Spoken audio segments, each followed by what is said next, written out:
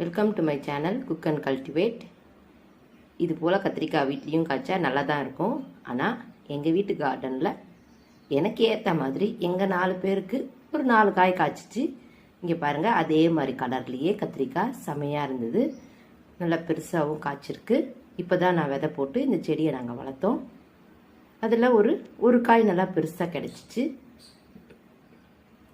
அதே போல் பார்த்தீங்கன்னா பாருங்கள், கலர் எவ்வளோ டார்க்காக இருக்குது பாருங்கள். கத்திரிக்காய் செமையாக இருந்தது. அதே போல் வேலூர் முள்ளு கத்திரிக்காயும் விதை போட்டு வச்சுருந்தோம். அதில் ஒரு சின்னதாக பிஞ்சாக ஒரு 4 காய் காய்ச்சிச்சு. அது இருக்குது பாருங்க, சின்னதாக. அவரையும் பறிச்சுண்டாச்சு. குட்டியாக 2 பிஞ்சு இருந்தது. அந்த 2 பிஞ்சையும் பறிச்சாச்சு. வேலூர் முள்ளு கத்திரிக்காய் இவங்க சாம்பார்லாம் வச்சோன்னா செமையாக இருக்கும். சரி சொல்லிவிட்டு அவங்க எல்லாரையும் நான் பறிச்சிக்கேன். இப்போது பாருங்கள், கைக்குள்ளே காய் வச்சுருக்கேன் நான். இவங்கள சின்ன பீஸாக நான் நறுக்கி வச்சுக்கிட்டேன். இன்றைக்கி நம்ம டக்குன்னு மாடியில் இருக்கிற காயை நறுக்கி சாம்பார் தான் செய்ய போகிறோம். அதுவும் இட்லிக்கு சிம்பிளாக சாம்பார். காய் நறுக்கி வச்சாச்சு. வெறும் தனியாவும் மிளகாவும் மட்டும்தான் எடுத்து வச்சுருக்கேன். பைத்தம்பருப்பு வேக வச்சுருக்கேன்.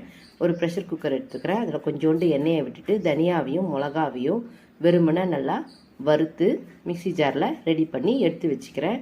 அந்த வாண்டியில் இருக்கிற கொஞ்சோண்டு எண்ணெயிலேயே கடுகு, சீரகம், உளுத்தம்பருப்பு தாளிப்பு போட்டுட்டு நறுக்கி வச்சுருக்க கத்திரிக்காயையும் தக்காளியையும் போட்டு நல்லா ஒரு வதக்குன்னு வதக்கி விட்டுடுறேன்.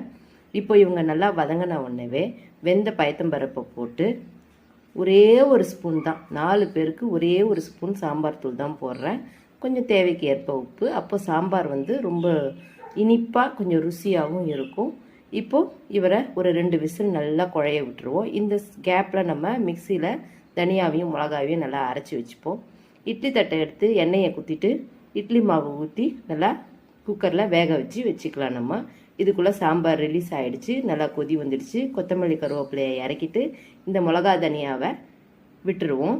செம்ம சூப்பராக இருக்குங்க. அந்த மிளகா தனியாவோட வாசனையோட அந்த இட்லிக்கு சாம்பார் செம்ம சூப்பராக இருக்கும். நீங்கள் ஈஸியாக ட்ரை பண்ணி பார்க்கலாம்.